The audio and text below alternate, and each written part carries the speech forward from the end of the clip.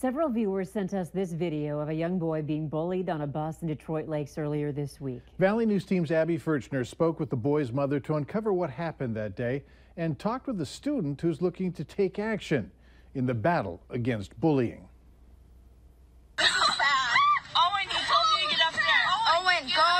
This video shows fourth grader Owen being picked up and shoved out of his seat. It's hurt to see that happening.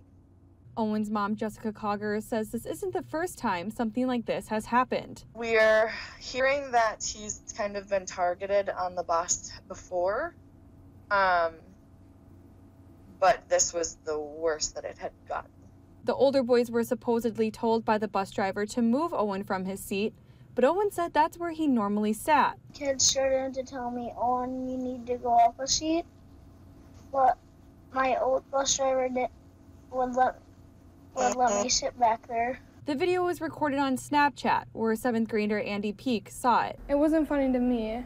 Andy says bullying on the back of the bus happens more often than we think. I stopped riding the bus because on my bus there was a lot of kids screaming and fighting and arguing and swearing at each other. It was just a mess in the back, and it's always in the back. Cogger says that she wants people to see this video, so the next time a student sees something like this happening, they take a stand. What we wanted mostly to happen out of this is for parents to be able to show this video and show their kids, if you see a situation like this, do something. Tell someone or stand up and maybe you try and do something. He was trying to defend himself, but when you're so small with kids older than you, it's scary, especially by yourself. In Detroit Lakes, Abby Furchner, Valley News Live. A number of parents have told us that the bus driver is no longer driving that specific route. Owen's mother said the school and transportation department are working with her to make sure this doesn't happen again. A wrong-way driver is behind bars after causing a crash in Grand Forks. 31-year-old James Ryman was cited for driving under suspension and driving the wrong way on a one-way street before he was taken into custody on a district court warrant. Police say Ryman was going southbound in the northbound lane on the 2600 block of South Columbia Road just before 3 this afternoon.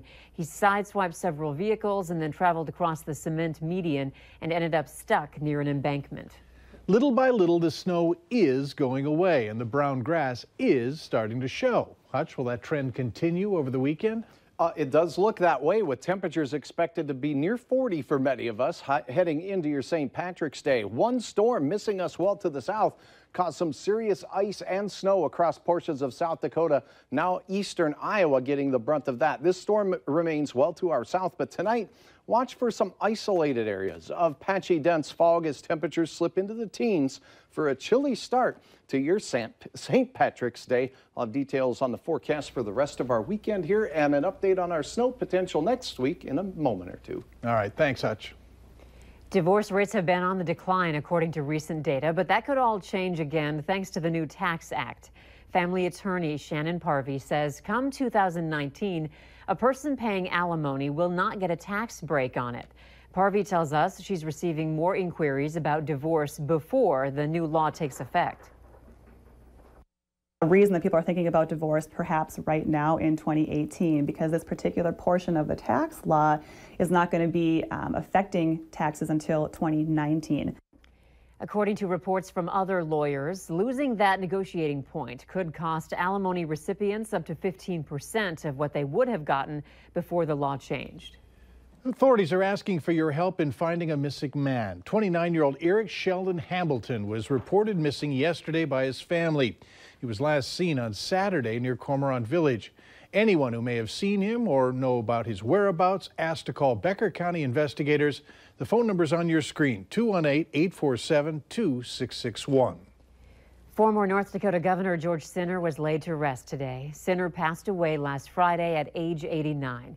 He served as the 29th governor from 1985 to 1992, when North Dakota was going through tough economic times. I had the chance to talk with George on camera about a year and a half ago about an event that underscores the kind of man he was.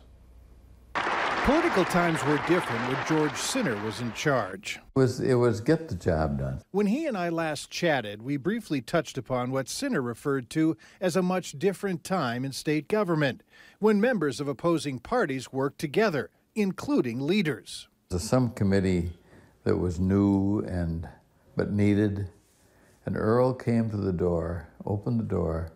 There were a bunch of other people in the room, and he said, "Governor, how many people do you think we ought to put on that committee?" He said 3 or 4. I said, "I think 4 would be fine." He left. It was done. On this particular day, our main topic of discussion was a significant event that occurred 30 years earlier. Then, Governor George Sinner had learned that a baby died in Fargo. Its donor heart needed to get to California quickly. Sinner scrambled a jet from the Air National Guard unit, and the heart was successfully transplanted into an infant there, who continues this day to thank those who saved his life. Many times over, I shouldn't have been here, and I knew that at a very early age. I don't feel like I can take any credit for it, but I'm really happy about it. It wasn't any, it was part of the routine. It was that kind of the job. You had big stuff coming at you with all sort of different credentials. You just had to figure out what was best and go with it. And that same approach to life is one of many wonderful qualities that people say they will remember about George Bud Sinner. You wouldn't know he was a governor just by looking at him. He's just a friend, a real good friend. Loved everybody. George Sinner leaves behind his wife, Janie. The two were married an amazing 66 years. They have 10 children, many grandchildren, and just as many great-grandchildren.